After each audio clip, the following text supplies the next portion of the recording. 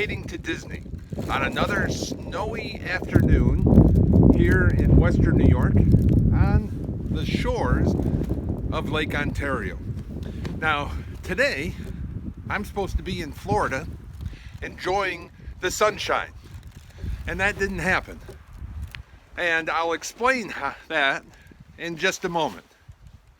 First, let's talk a little bit about trip insurance because it's very timely right now.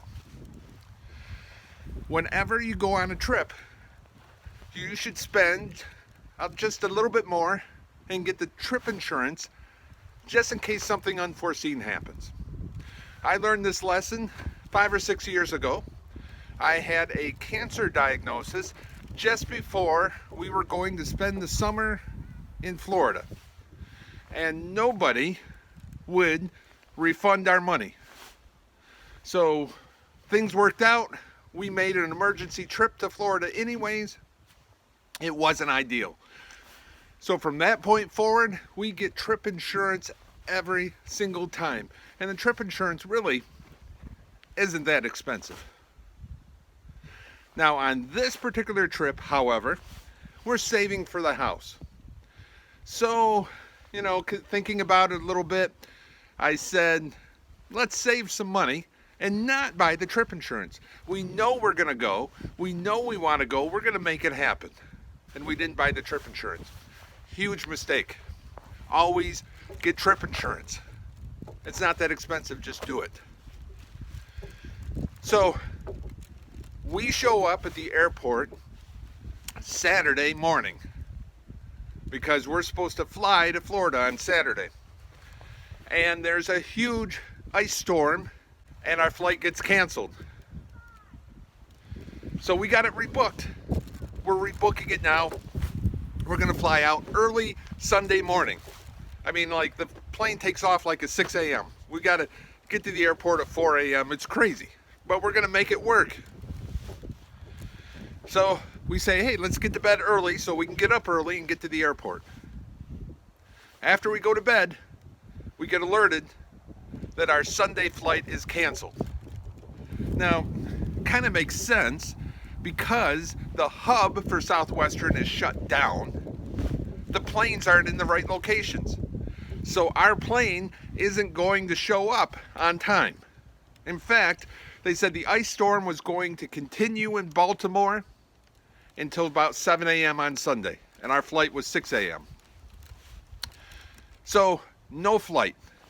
And now this is Saturday night, we have no flight, and we have a $600 car rental, $600 hotel rental that we can't get refunded.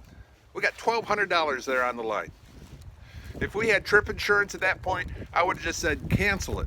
We'll go in the April break. But we can't do that. Too much money's on the line. We called Southwest to get things reordered. I say we because I mean us and everybody else who had their trip canceled during the February break vacation. So, how long do you think we sat online before we could talk to a human? 4 hours. 4 hours on hold. So we finally talked to a human, and they got us on a plane on Monday, flying out of a different upstate New York City. But at least we're going to be in Florida on Monday. We wanted to be there on Saturday. At least we'll be there on Monday. Now, to kind of compensate this a little bit, we're going to extend it. Instead of flying back on Thursday, we're going to fly back on Friday. That gives us a little more time, but not the full amount of time we wanted. The downside is it's an extra expense because now we got another day of hotel, another day of car rental. If we had just taken out the insurance, this wouldn't be an issue. Oh, but wait, there's more. There's another snowstorm coming in on Monday. And that snowstorm has an excellent chance to threaten our flight leaving on Monday. So there's a chance we're going to drive to another Western New York city and be stranded there during the snowstorm. Just get the insurance. Just get the travel insurance. heed my advice. Now, these trips, if you're planning to go to Florida, these trips to Florida are essential and you need to budget for them. And yes, they are very expensive. You add up the plane tickets and the hotel and the rental car and everything else. They're expensive trips and you need to budget for them. But they are so important because you need to look at the neighborhoods and look at the areas that you're thinking about buying in. You may, at the end of the day, end up buying a house sight unseen. But at least you should generally know what the area is like. Do you want to be on the east side of Kissimmee, up 192, which is kind of an older area and I would say a little run down? Or do you want to be on the west side of Kissimmee, down 192, which is all touristy? Do you want to be in Davenport? There's some great locations in Davenport, and there's some places that are Old South that don't appeal to me, but they might appeal to somebody else. So you have to consider all of that when you are thinking about moving, and the only way you can do that is if you go and you visit Florida. So budget for it, plan for it, and by all means, please get the travel insurance. The fact that our timetable has been pushed back isn't completely a disaster. Our plan was to fly back on Thursday. Now we fly back on Friday. Interesting thing is happening lately. New houses come on the market on Thursdays.